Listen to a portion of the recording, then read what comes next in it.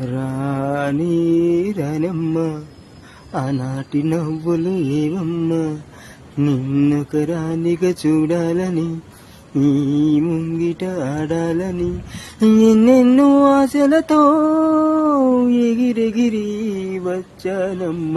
రాణి రానమ్మ ఆనాటి నవ్వులు ఏవమ్మ, నిన్నొక రాణిగా చూడాలని నీ ముంగిట ఆడాలని నా చేయి ఉంచాలని ఎన్నెన్ని ఆశలతో ఎగిరెగిరి వచ్చానమ్మ.